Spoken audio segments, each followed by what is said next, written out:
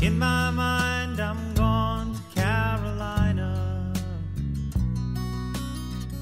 Can't you see the sunshine? Can't you just feel the moonshine? And ain't it just like a friend of mine to hit me from behind? Guess I'm gone to Carolina in my mind. Karen, she's a silver sun. You best walk her away and watch it shining. Watch her watch the morning come. A silver tear appearing now. I'm crying, ain't I? Gone to Carolina in my mind. There ain't no doubt in no one's mind that love's the finest thing around. Whisper something soft and kind. Hello mga ka-negosyo, mga kaibigan, magandang hapon. Tayo po ngayon ay magkukwento tungkol dito sa aking bagong pinagkakaabalahan. Ako po ay first timer na mag-aalaga ng rabbit. At yung rabbit ko ay hindi pa naman gaanong karamihan sapagkat yun nga po, nag-uumpisa pa lang. So gusto ko pong ipakita sa inyo yung aking mga stock na rabbit. Pero bago po natin siya puntahan at tayo maglalakad-lakad, shout out ko muna yung aking mga ibang friends na patuloy na sumuporta sa akin at patuloy na tumatangkilik ng aking mga vlog sa aking channel dito sa YouTube. At bilang na rin po sa pagpapasalamat, kaya akin muna pong isa shout out ang aking mga friends. Shout out po tayo mga kanegosyo. So ito po yung mga patuloy na sumusuporta sa aking YouTube. So hindi ko po kayo lahat mabanggit o ma-shoutout. So by the way, siguro sa sunod ngayon sa-shoutout tayo. Shoutout po kay Joy TV. Itong mga sinashoutout ko ito, hindi po ito nagre-request na sila i-shoutout ko. So yung pong akin, kusang loob na mula sa aking puso, sapagkat dahil sa kanila gumaganda po yung ating at tumataas yung ating subscriber. Yan. At shoutout din po kay Bal TV at kay Angel Bet. Shoutout din po kay Teacher Maya.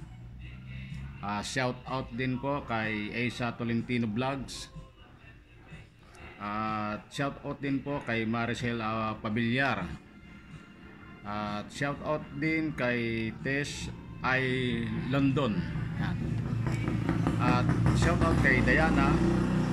Shoutout kay DC Roman Cruz. Shoutout kay Iray Cutie, Ipay Cutie. At shoutout kay Blaso TV. At shoutout kay iChoy. At ganoon din po sa ating mga ka-OFW. Shoutout ko tong Buhay OFW Vlog. Maraming salamat po sa inyong patuloy na pagsubaybay. At ngayon nga po, natapos ko nang i-shoutout sila. Ngayon naman po ay dire-diretso tayo papunta dito sa aking maliit na 128 Rabbitry House. So yun po ang pangalan ng aking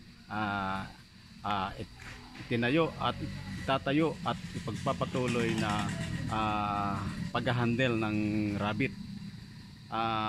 Ang pangalan po nito ay 128 Rabbitry House. Yan. So dito na po tayo sa aking building. So kung mapapansin nyo, yung nasa likuran kong yan Yan, yung butas na yan. Yan po yung aking building ng rabbit na pinagawa. So, pasukin po natin siya. At titingnan po natin yung ating mga stock na rabbit. So, dito po tayo ngayon yan. Tuloy-tuloy po tayo. At ipakikita ko sa inyo yung aking mga rabbit. So, ito pong aking mga pinagkakaabalahan ito na pag-aalaga ay kukwento ko rin sa inyo kung paano. Ito pong cage na ito, yan.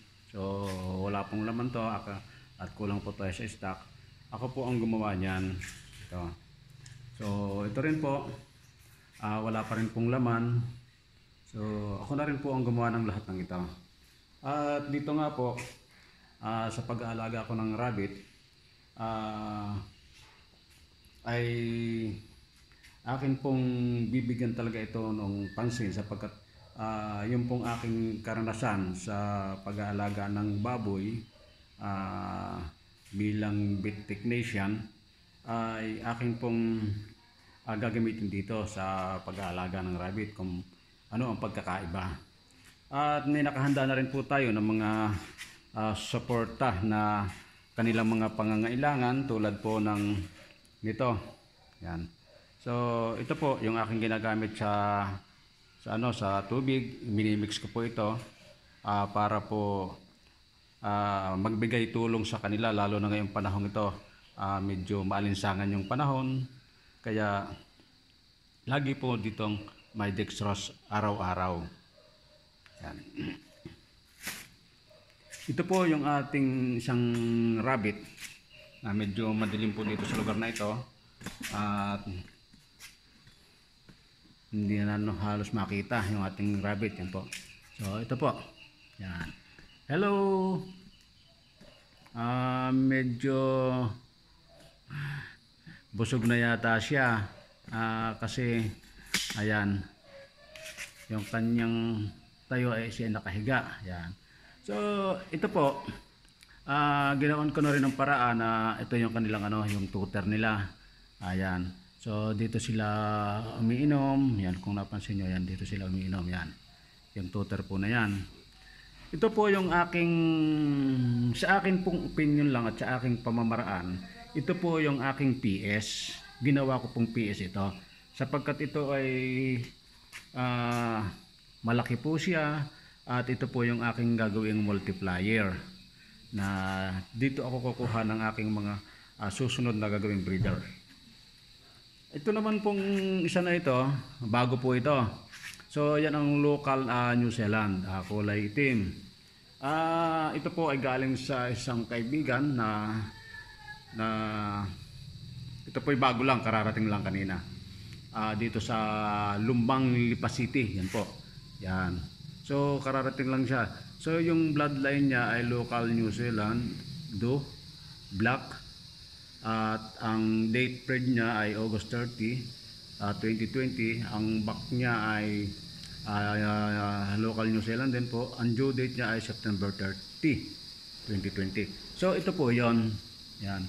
So siya ay itim na itim. So yung atin pong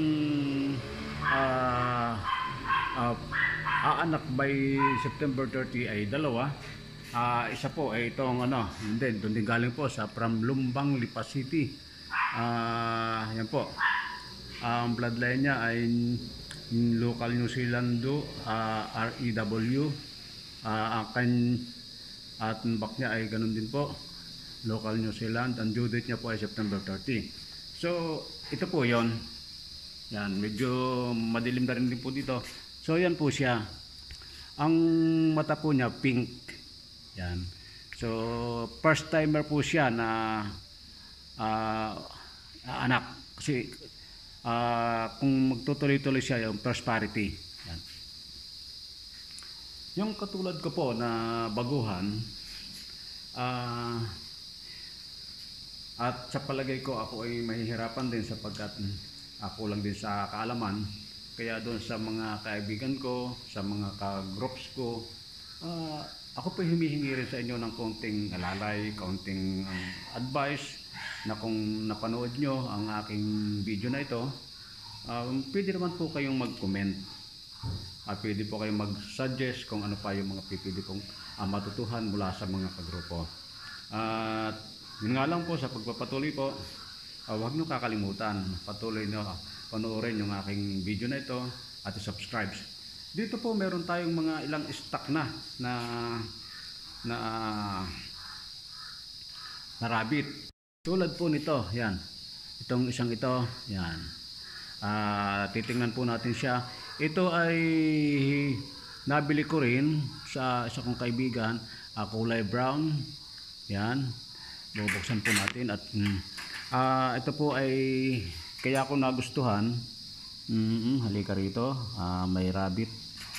Kung napansin nyo, ating ipopokus po. Yan. Yan po. So, ang mata niya po ay blue. So, ako ho ay baguhanin. Hindi ko rin po alam kung bakit blue ang kanyang mata. Pero ang kulay niya brown. Kung meron pong mga magko-comment dito, paki-comment lang po kung ano ang ori nito. Kung ito ba ay mataas o kung ito ba ay ordinary. Pero ang pinagmulan nito ay puro din Cali at saka New Zealand. Yan. Yan po, kulay blue kung napansin nyo. Okay, ganda ng mata po. Yan. So yan po ay back. At gagawin ko siyang pinakabarako ko dito sa aking rabbitry house. Dito sa 128 rabbitry house. At yun po namang nasa dulong yon, kung napansin nyo. Yan ang New Zealand. New Zealand dyan. Yan ho ay yung pink ang mata. Siya po ay by September 8 ay 3 months since birth. Yan. Siya po ay do. Yan. Yan.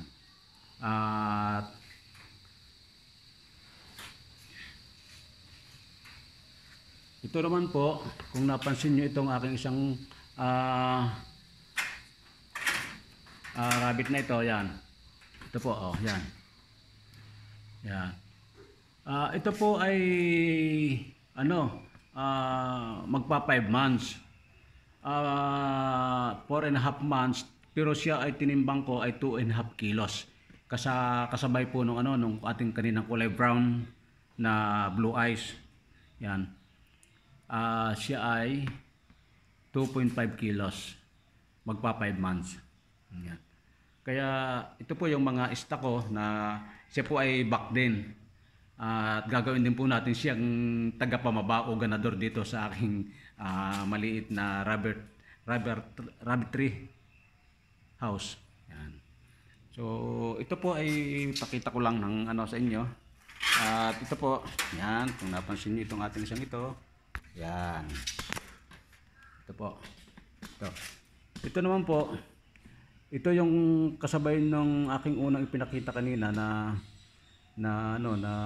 sabi ko PS na dito sa aking maliit na 128 rabbitry house. Ito yung gagawin kong bukas, pakakastahan ko yon. Nakapalagay ko, ready na siya. At kasi po siya akin na po siyang nakuha napurga, na deworm po. Yan. So ito, siya po ay halos pink eyes din po. Yan.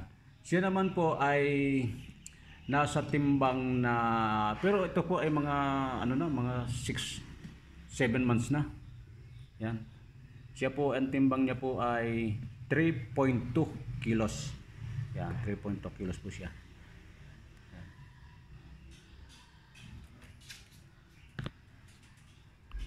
Sa likod, ito po yung isa pong aking gilt din na do. Yan. Siya ay red or pink eyes din po. Siya ho ay by September 8 din ay 3 months. So ito yung kapatid niya. Yan. So yan. Nabili ko rin po yan sa ating mga kaibigan. Ito. Yan. Siya po ay sa edad niyang ito ay parang 1.8 kilos na. So bukas titimbangin ko ulit siya sa kanyang edad na 3 months old. Titingnan ko kung siya ay ilang kilo. Yan. Ito naman po yung aking isang bata pa rin. Yan. Siya po ay back. Yan. Yan. Siya po ay bukas ay 3 months din. Pero mas maliit siya ng konti. Yan. Kaya mga kanegosyo, yung inyong kanegosyo ay patuloy na nagsisikap para sa bagong pagkakaabalahan, sa bagong pagkakakitaan dito sa pag-aalaga ng rabbit. Ito pong aking building na ito, ito mataas siya. Yan. Mataas po yan. Ito po, yan. Ito. Kaya pamula doon, titingnan natin, mataas po yan. Okay. Yan po. So, ito po yung flooring niya. Ito ay finish yung flooring niya para kung maalwan siyang linisin. Maalwang kan. Yan. Hanggang doon po. Yan. Ito po. Ito po yung aking loob ng building. Yan. So, yan. So.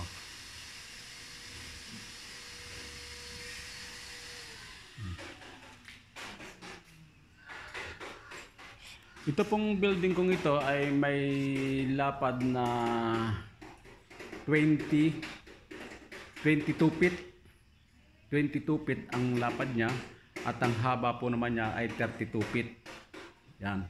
So, ganun po yung aking ipinagawang building para sa aking 128 rabbit tree house. At sana po mga kaibigan, maging successful po yung aking pagrarabit, at hindi lang po ang inyong kanegosyo, kung hindi po nawa po tayong lahat ng mga nagpaplano, nag-aalaga ng rabbit ay magtagumpay, sapagkat sa panahon ngayon kailangan po tayo ay maging masinop o madiskarte, sapagkat para sa akin po mahirap itong pag-aalaga ng rabbit. Unang-una po ay lalo na kung ikaw ay kulang sa supply ng pagkain. At ito nga po, bago ko po ginawa itong aking pag-aalaga ay ipakikita rin ko sa inyo yung aking mga ipinundar muna na pagkain niya.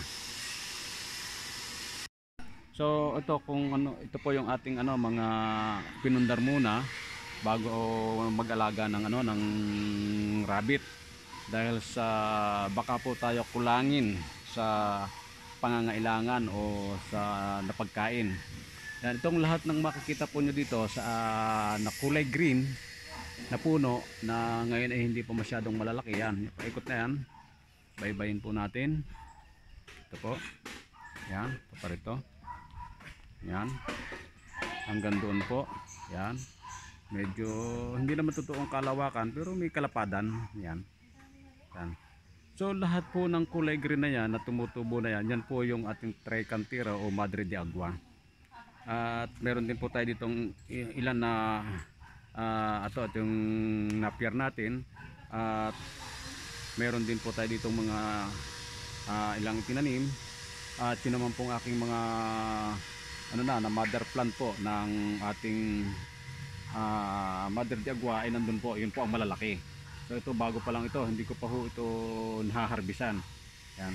At dito po ay meron din kayong mapapansin na ito yung ating sinindrilya yata ito, yan. Yan. Ito po, yan. So marami rin po akong tanim dito sa palibot ng aking bakuran. Malapit lang po ito sa aking sa aking 128 rabbit tree house. Kasi kita nyo, paatras tayo ha. Yan. Dito tayo sa bandang dulo. Yan. Para makita natin. So, yan. Kung mapapansin nyo, mga kanegosyo, nandito ako sa kabilang dulong ito. Yun po yung ating building. Yun. Yun po ang building ng aking rabbit tree house. Yan. Ng aking rabbit. Yan. So, yan po.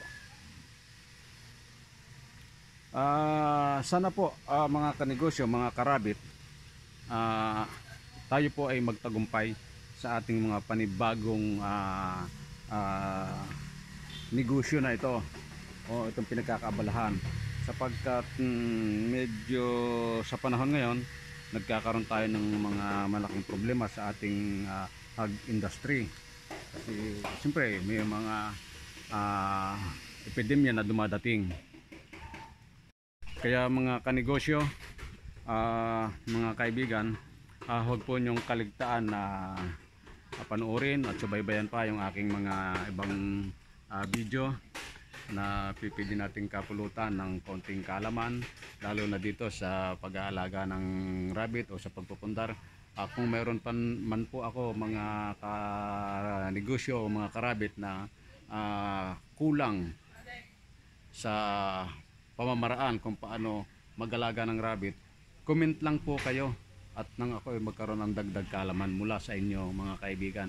So don't forget po mga kaibigan, subscribe at salamat sa inyong panonood at pag-aabala dito sa aking maliit na channel.